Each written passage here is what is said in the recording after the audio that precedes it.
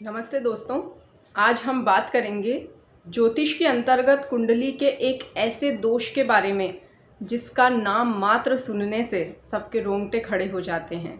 बिल्कुल, हम काल सर्प योग की बात कर रहे हैं। इसे सुनते ही सभी लोगों के मन में एक नकारात्मक विचार ही उत्पन्न होता है, लेकिन आपको ये स्पष्ट कर देना चाहूँगी कि हमेशा काल सर्प योग बुरा नहीं होता। अगर कुंडली में पंच महापुरुष योग और बुधादित्य योग बन रहे हैं तो काल सर्प योग का प्रभाव कम हो जाता है और जातक विश्व स्तर पे प्रसिद्धि प्राप्त करता है। धन, मान, यश, सौभाग्य सभी उसे मिलते हैं। ज्योतिष की पुरानी परंपरा में काल सर्प योग की कम ही चर्चा होती थी, लेकिन वर्तमान में कुछ कली का प्रभाव कहें या कुछ कि इसकी बहुत चर्चा भी होने लगी है, निवारण के उपाय भी होने लगे हैं। काल सर्प योग राहु से केतु की ओर बनता है और इसमें पिछले कर्म के जो हमारे बुरे कर्म होते हैं वो उत्तरदायी होते हैं और मुख्य रूप से पितृदोष भी उत्तरदायी होते हैं, कुछ सम्मुख होते हैं। ज्योतिष में 12 राशियां होती है, इनके आधार पर 12 लग्न होते हैं। तो काल सर्प योग को भी 12 अलग अलग प्रकारों में बांटा गया है, जिनके अलग अलग कुछ प्रभाव हैं। अब मैं यहाँ विस्तार से नहीं बताते हुए संक्षिप्त रूप से अगर कहूँ तो काल सर्प योग का जो प्रभाव होता है वो कुछ इस तरह से होता है कि व्यक्ति अपने शब्दों पे नियंत्रण नहीं रख पाता। अत्यंत क्रुद्ध अवस्था में किसी को कुछ भी कह देना, ये भान नहीं होना कि मैंने किसी का अपमान किया है, नास्तिक हो जाना और विशेष रूप से वैवाहिक जीवन प्रभावित बहुत ज़्यादा होता है। कई बार विच्छेद होने तक की संभावनाएं उत्पन्न हो जाती है, ऐसे योग भी उत्पन्न हो जाते हैं, विवाह विच्छेद तक हो जाता है। दाम्पत्य जीवन में क्लेश बना रहता है और शत्रु ऐसे होते हैं, कुछ गुप्त होते हैं, कुछ सम्मुख होते हैं, वो हमेशा बाधाएं ही उत्पन्न करते रहते हैं। व्यक्ति कितना भी प्रयास कर ले, आशानुरूप फल उसे नहीं मिलता और पारिवारिक जीवन तो बताया ही, बिल्कुल भी उपयुक्त नहीं होता। पिता से, भाई से, इन सब से भी संबंध मधुर नहीं रहते हैं और विशेष रूप से इसका जब अनिष्टकारी समय होता है वो 40 से 45 के मध्य का होता है। अगर व्यक्ति 40 की उम्र से 45 वर्ष की उम्र का है तो ऐसी संभावनाएं इस समय ज़्यादा बनती है, ज़्यादा नुकसान उसे उठाने पड़ते हैं, चाहे वो आर्थिक हो, पारिवारिक हो, व्यापारिक हो।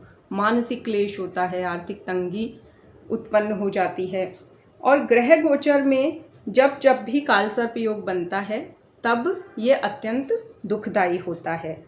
अब आप कहें कि इसकी लक्षण तो आपने बता दिए, लेकिन कुछ ऐसे उपाय बताइए जिससे कि इसका निवारण हो सके। तो अवश्य बहुत सारे उपाय हैं इसकी शांति के लिए। सबसे उत्तम उपाय तो ये है, जैसा कि आप जानते हैं नाम से ही काल सर्प शब्द आ रहा है, तो शिव जी की उपासना कीजिए।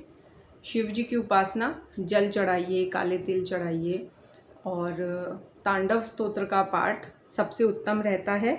बहते हुए जल में दूध से पूरित करके चांदी के नाग नागिन का जोड़ा अगर आप प्रवाहित करते हैं तो ये काफ़ी प्रभावी उपाय है काल सर्प योग से मुक्ति दिलवाने में या इसके प्रभाव को कम करने में।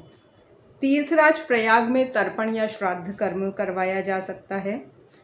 एक बात विशेष रूप से ध्यान रखें कि राहु की शांति के जो भी उपाय हैं, काल सर्प योग से संबंधित जो भी उपाय हैं, वो आप रात्रि के समय करें और शिव मंदिर में ही करें।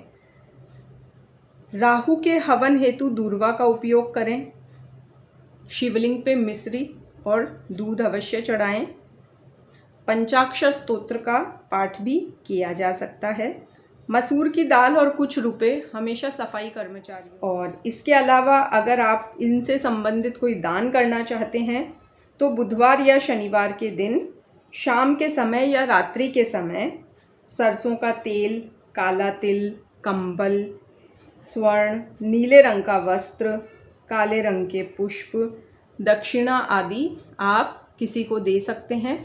विशेष रूप से वो व्यक्ति जो शनिवार का दान लेते हैं, जिन्हें डाकोत कहा जाता है, उन्हें दें या मंदिर में चढ़ाकर आ जाएं। तो इस तरह से कालसर्प योग हमेशा ही नुकसानदायक नहीं होता। कुछ योग जब ऐसे बनते हैं तभी वो अत्यधिक घातक होता है।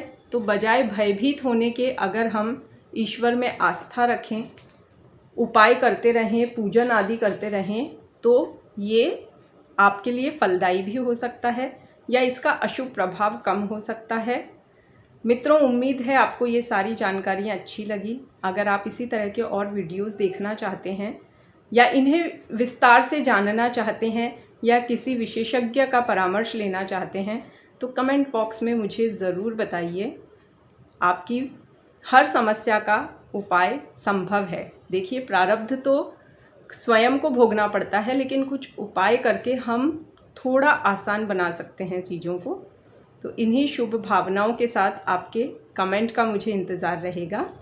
नमस्कार।